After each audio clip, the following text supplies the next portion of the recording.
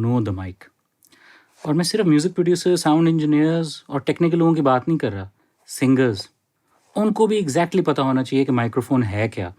और एक दफ़ा वो पता चल जाए सिंगर को कि हाउ अ माइक ऑपरेट्स, तो ही वुड और she would know exactly how to behave in front of the microphone to give a great recording. So पहले हम ना उस माइक्स की कुछ बेसिक्स की बात करते हैं। अच्छा, right now I am holding SE electronics T2।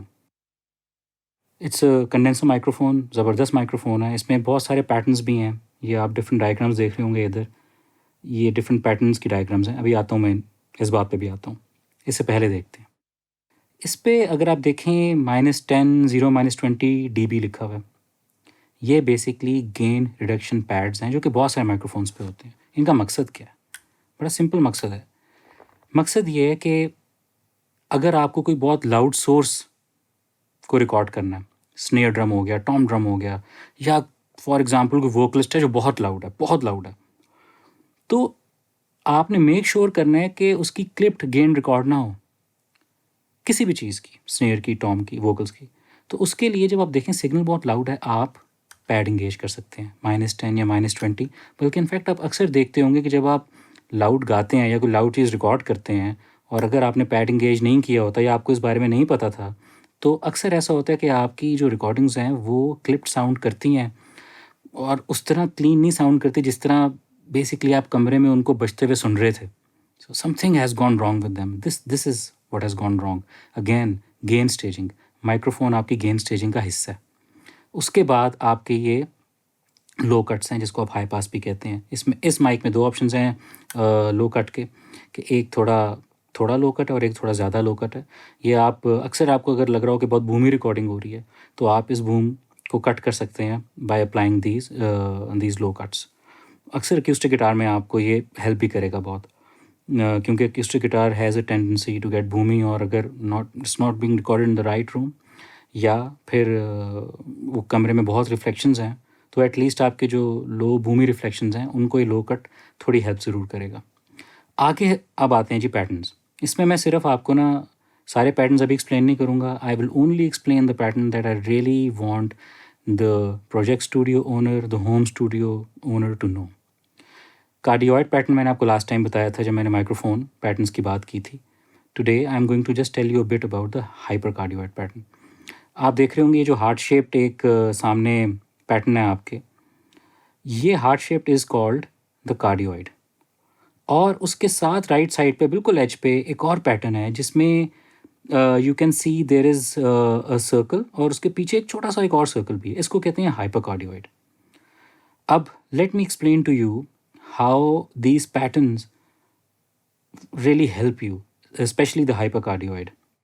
अच्छा, हाइपरकार्डियोइड एक बहुत यूजफुल पैटर्न है। थोड़ा सा और एक्सप्लेन करता हूँ। Right now on the screen आप देख सकते हैं 2 पैटर्न्स। आपके लेफ्ट साइड पे कार्डियोइड है और राइट साइड पे हाइपरकार्डियोइड है।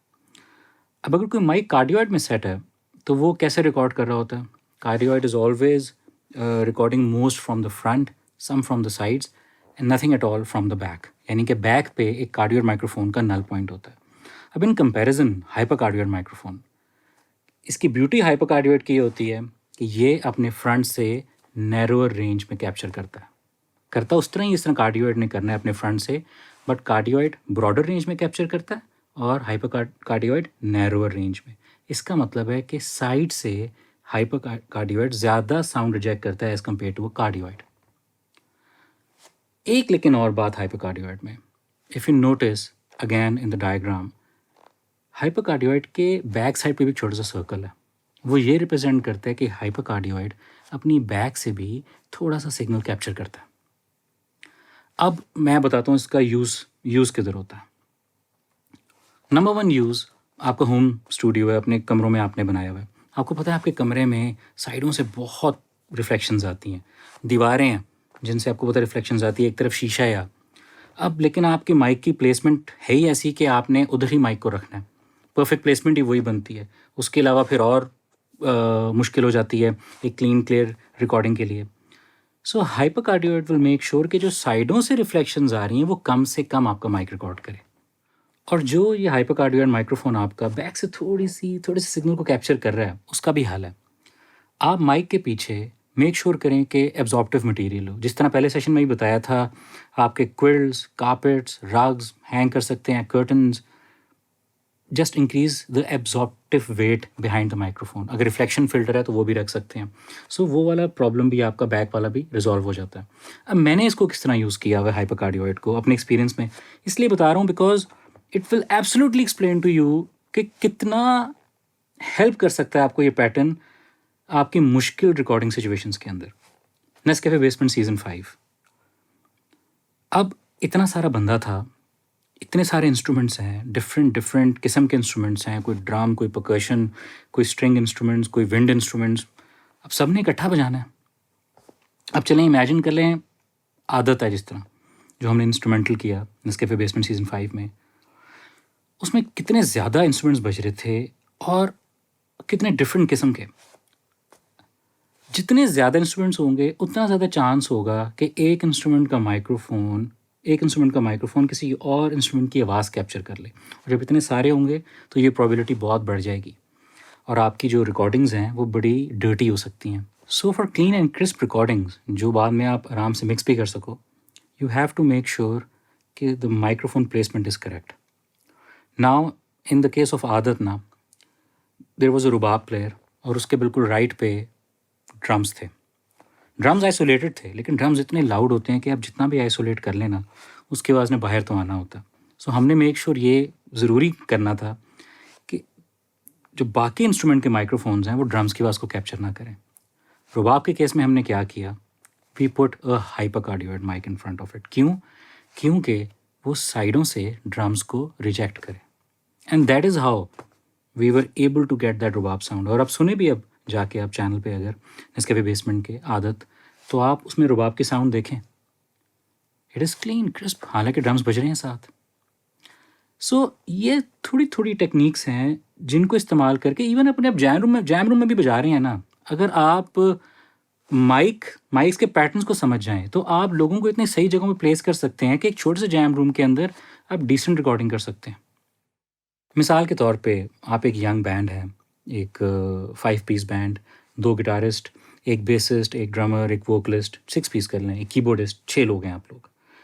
अब आप रूम में अपने डेमोज रिकॉर्ड करना चाहते हैं और आप शायद ये भी सोचते हैं कि यार हम डेमोज रिकॉर्ड करते हैं लेकिन there is something missing always. So खैर बहुत सारे फैक्टर्स हो सकते हैं, and factors can range from song writing to music arrangement to performance to playing and what not. But just assume कि आपने बाकी सारी चीज़ें ठीक कर ली, तो अब आपको माइक्रोफोन पैटर्न्स कैसे हेल्प कर सकते हैं कि आपकी उस कोशिश को परफेक्टली कैप्चर किया जाए। अब पहला सवाल मेरा आपसे ही है कि सबसे ज़्यादा लाउड चीज़ क्या है इस कमरे में जिसमें आप डेमो रिकॉर्ड करने लगे हैं? ड्रम्स हैं। अब सबसे ज़्यादा चांस लाउड इंस्ट्रूमेंट का ही होता है कि वो बाकी लोगों के माइक्रोफोन में उसका सिग्नल आ जाए, उसकी साउंड आ जाए। आपने किसी न किसी तरीके से हर माइक में ड्रम्स को रिजेक्ट करना होता है।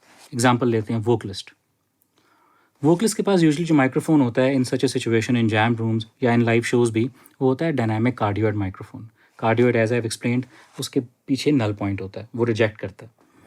सो इन अ जैम रूम आपको परफेक्ट प्लेसमेंट करनी चाहिए ड्रम्स और वोकलिस्ट की आपस में। अगर आपको पता है कि पीछे से रिजेक्ट कर रहा है वोकलिस्ट का माइक, तो किधर होना चाहिए ड्रमर और वोकलिस्ट को?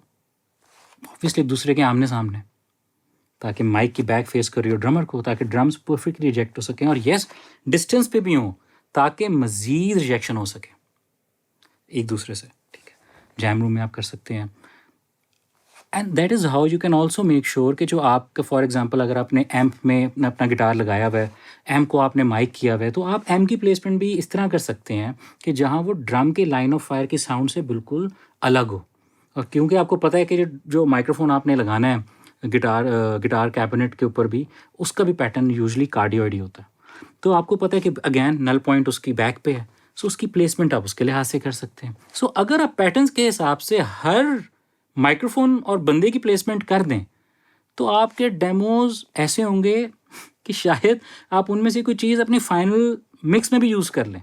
और मैंने बहुत दफ़ा किया वैसे, ये सच्ची बात है।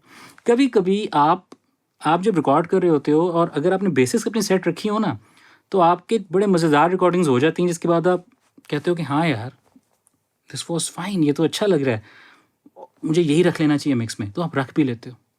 सो इसलिए आपके डेमोज इंप्रूव करेंगे अगर आपने music arrangement, composition, song writing A1 की हुई है। Know your mic pattern and you will be able to nail your demos.